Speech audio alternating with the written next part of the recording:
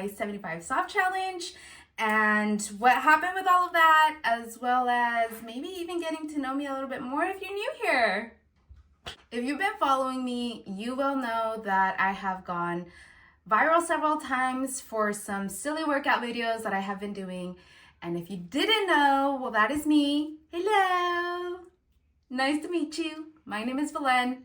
I am a stay-at-home mom of two, and basically I started documenting my little fitness journey, which was my 75 soft challenge, on TikTok.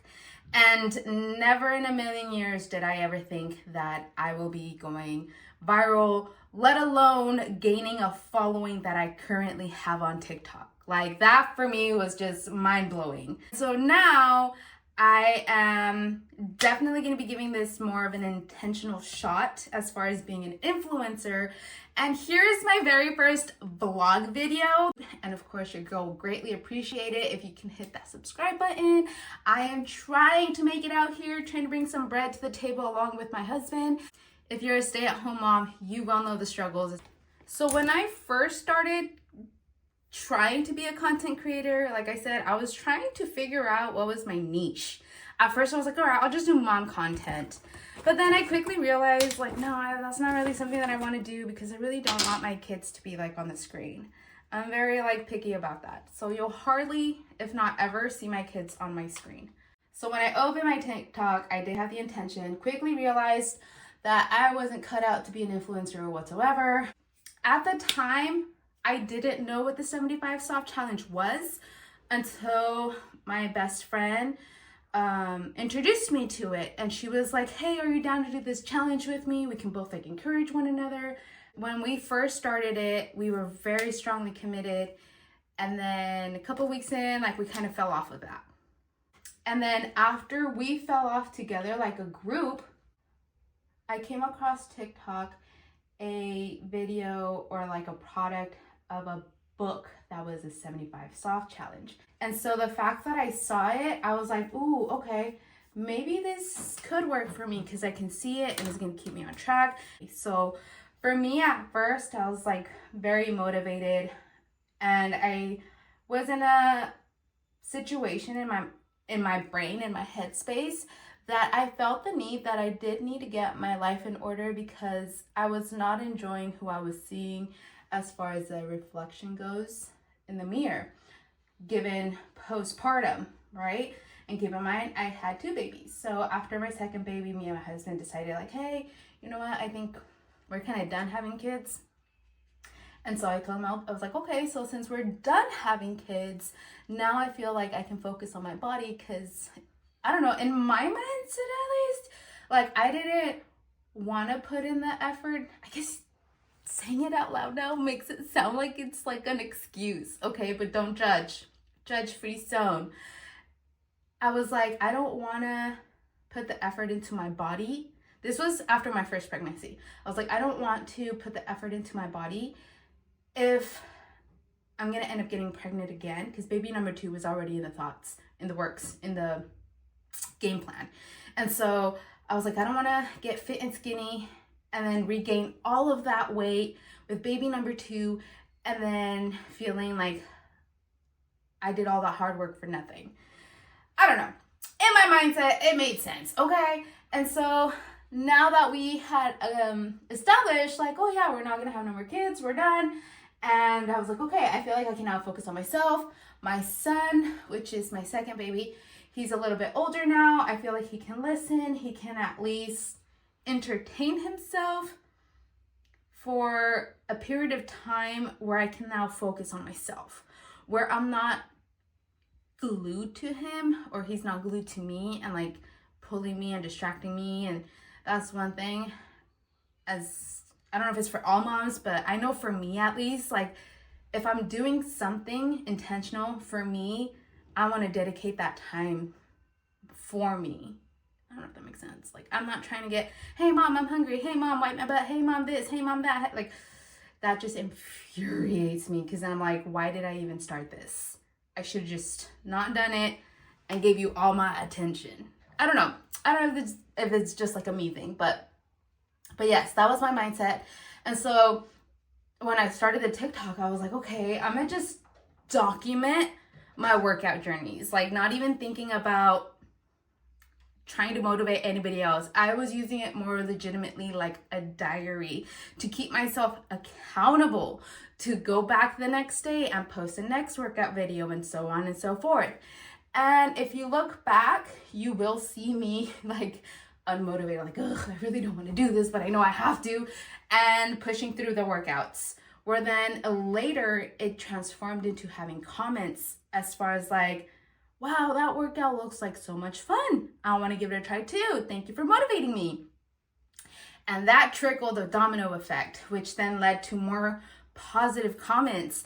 And then it led on to me enjoying doing the videos and seeing things like through a different light as far as like motivational. Where it all blew out was when Joe reposted one of my workout videos, which was the one with the Black Eyed Peas. I don't know if you remember it. Let's get it started in here.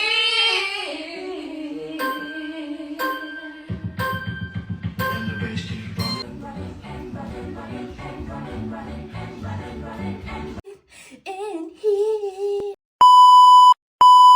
Yes, that was me. And I was not trying to be funny. I was just trying to like work out while motivating my own self. I am a girl that runs on humor, a girl that runs on laughter, okay? So when Joe reposted my video, at the time my husband was home. I think it was like during the weekend. She reposted my video.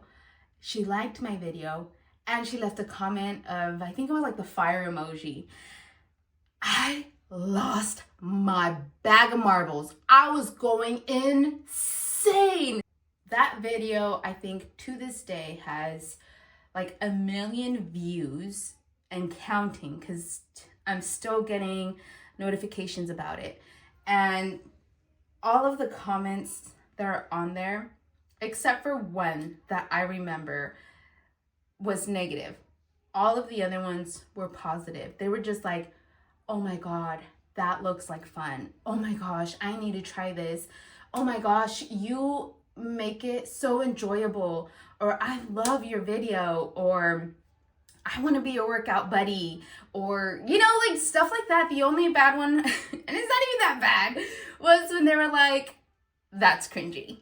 And I'm like, okay, call me cringy all you want. I don't care, because by definition, I think I am low-key a little bit cringy. So I'm okay with that. And so, yeah, it ended up blowing up more than what I thought it would. And that just created like a little trickle effect of, within a couple of weeks that I posted another one kind of took off. And I think to this day, out of the 50, I think it was like 50 videos that I posted of myself working out. And for reference, I was working out to videos on YouTube from a gal whose channel is Grow with Joe. I'll post that somewhere around here. I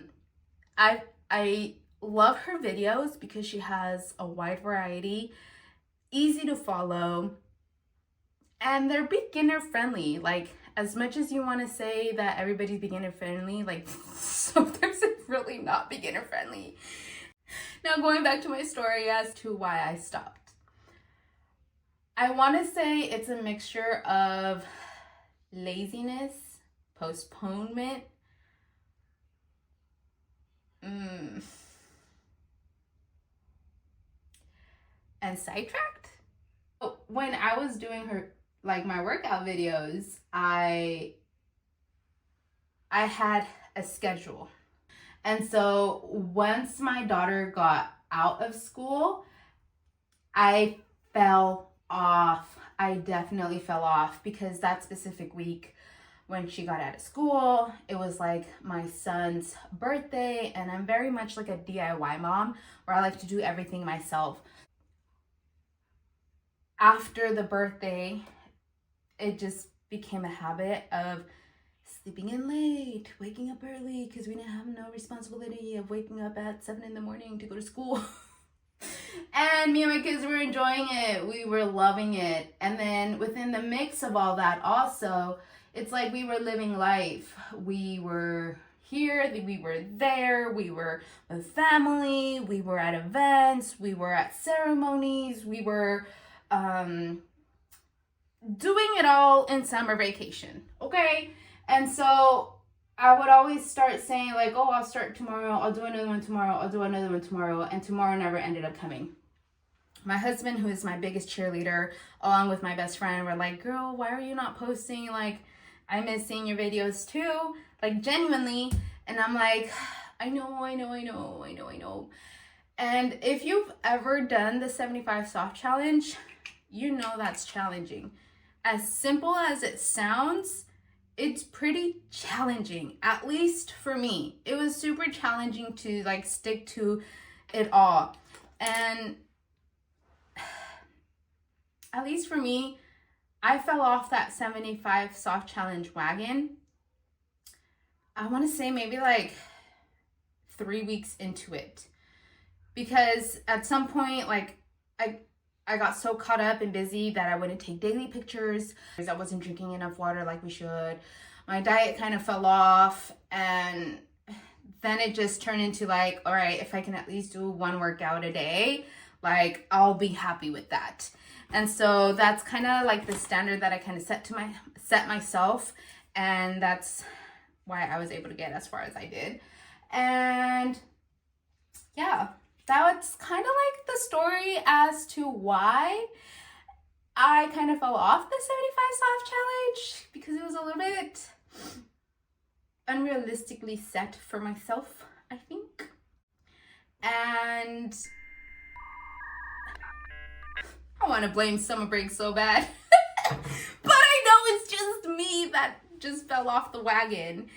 I definitely want to start a challenge again, but I want to start a challenge where I am setting it up by myself, for myself, because in my mind, like if I set it up, I was the one that set the rules. Like it's because I have a gut feeling that I know that I can do it, instead of having to meet an expectation that somebody else has put forward for you to meet.